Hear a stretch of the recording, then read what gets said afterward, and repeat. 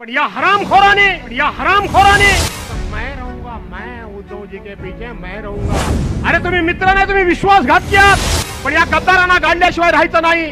40 आमदार आणि 13 खासदार यांना माती दाखवल्याशिवाय राहायचं नाही। पुऱ्या महाराष्ट्रामध्ये असं मी एक वातावरण बघितलंय, पुऱ्या महाराष्ट्रामध्ये की ज्या वेळेला 21 जून 2022 रोजी शिवसेना फुटली आणि शिवसेना फोडली गेली, शिवसेनेचे 2 तुकडे केले गेले,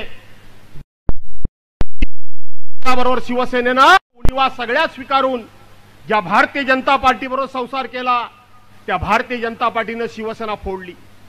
शिवसेना दुःखी झाली, शिवसैनिक दुःखी झाला, महाराष्ट्र कष्टी झाला।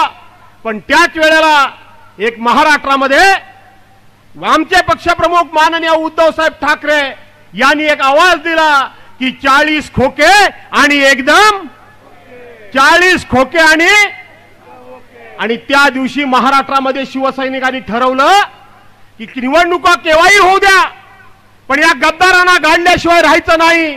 40 आमदार आणि 13 खासदार यांना माती दाखवल्याशिवाय राहायचं नाही।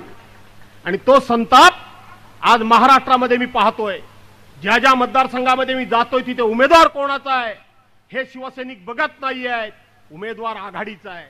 गद्दार कोण आहे, त्या गद्दाराला मातीमध्ये मिळवल्याशिवाय राहणार नाही, अशा प्रकारच्या एका निर्धारांना, निश्चयानं आणि तडफेनं सगळे लोक काम करतायत। बांधवांनो, भगिनींनो, बोलण्यासारखे मुद्दे अनेक आहेत, परंतु इथं वक्ते पण आहेत आणि आता बोलायची काही गरज नाही, कारण सर्वसामान्य माणूस तेच बोलतोय। पण मला तुम्हाला एवढंच सांगायचं आहे की अमोल कोल्हेने आता छापलेलं पुस्तक किंवा त्यांनी सभागृहामध्ये केलेली भाषणं, त्या भाषणांचा दस्तऐवज त्यांनी लिखित स्वरूपामध्ये तुमच्या हातामध्ये दिला आहे। किती भाषणं आहेत लिखित स्वरूपामध्ये, तारीख वाईज, विषयवार त्यांनी दस्तऐवज तुमच्या हातामध्ये दिला आहे। तुम्ही आम्ही शिवरायांच्या महाराष्ट्रामधले आहोत, या महाराष्ट्रामधले आहोत। या देशामध्ये कुठल्याही राज्यातला माणूस देशाच्या कानाकोपऱ्यामध्ये जाऊ द्या तर तो त्या राज्याचा माणूस म्हणून सांगितला जातो, पण तुमच्या माझ्या महाराष्ट्रातला माणूस या देशातल्या कुठल्याही राज्यामध्ये जाऊ द्या आणि त्याने जर सांगितलं की तो महाराष्ट्र आहे, मी महाराष्ट्रातला आहे, तर समोरच्या माणसाच्या तोंडून उद्गार येतो, ह्या छत्रपती शिवाजी महाराजांच्या महाराष्ट्रातला मावळा आहे, हा छत्रपती शिवाजी महाराजांच्या महाराष्ट्रातला मावळा आहे। आणि म्हणून उद्याच्या दिल्लीमध्ये सत्ता बदल तर होणारच आहेत। नरेंद्र मोदी घरी गेलेलेच आहेत, गेले की नाही गेलेत, पाठवायचे आहेत ना। पहिल्यांदा असे यायचे एकदम, आता कशी येतात भाईवर बहिणो, खुश आहात वाटतं तुम्ही त्यांच्यावर। माझ्यावर पण ते खुश आहेत। परवा दिवशी माझ्या स्वप्नात आले होते, ते माझ्या स्वप्नात आले होते उद्धव साहेबांची दोस्ती करायला। उद्धव साहेबांनी कसा फटकारा मारला परवा बघितलात की नाही, दोस्ती करायला निघाले, एकदम उद्धव साहेबांची बाजू घ्यायला निघाले। म्हणले काय अडी अडचण आली तर सगळ्यात संकटाच्या वेळेला पुढे कोण असेल तर मैं रहूंगा, मैं उद्धव जी के पीछे मैं रहूंगा। तुम्ही राहाल, तुम्ही राहणार आहात। अरे उद्धव साहेबांनी महाराष्ट्रामध्ये महाविकास आघाडीचं सरकार बनवलं, ते सरकार पाडण्याकरता तुम्ही नाना तऱ्हेचे प्रयत्न केलेत, पण ते सरकार पडलं नाही। कोरोनाच्या संकटामध्ये सुद्धा तुम्ही सकाळ संध्याकाळ उद्धव साहेबांचं सरकार पाडण्याचा प्रयत्न केलात, ते पडलं नाही।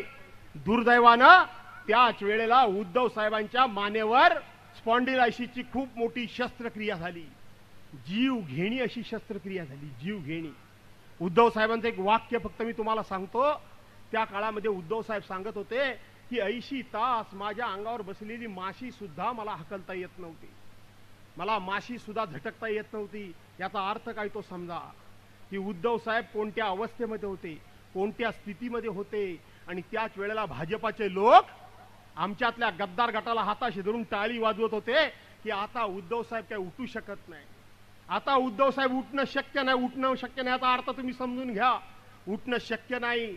पण 80 तासानंतर उद्धव साहेबांची हालचाल सुरू झाली, उद्धव साहेब उठून बसायला लागले, पुन्हा राज्यकार करायला लागले। आणि त्याच वेळेला जे म्हणतात की उद्धव पे कोई भी संकट आने दो, पहिला उनके पीछे मैं खड़ा रहूंगा, त्याच वेळेला उद्धव साहेबांना राजगादीवरून खाली ओढणारे हे मित्र उद्धव साहेबांचे कधी मित्र होऊ शकतील? अरे तुम्ही मित्र नाही, तुम्ही विश्वासघात केलात। दुश्मनातला दुश्मन सुद्धा, विरोधकातला विरोधक सुद्धा अशा प्रसंगामध्ये आपल्या मित्राच्या काय विरोधकाच्या पाठीवर वार करत नाही. पण या हरामखोराने त्याच वेळेला उद्धव साहेब अडचणीत आहेत असं बघून उद्धव साहेबांच्या पाठीमध्ये वार केला आणि त्यांना राजगादीवरून खाली ओढलं. त्याचा बदला घ्यायचा आहे, त्याचा बदला घ्यायचा आहे. आणि तो बदला जर घ्यायचा असेल तर ते कोणते नावाचे अढळ पण सतत ढळढळ ढळढळ करतायत ते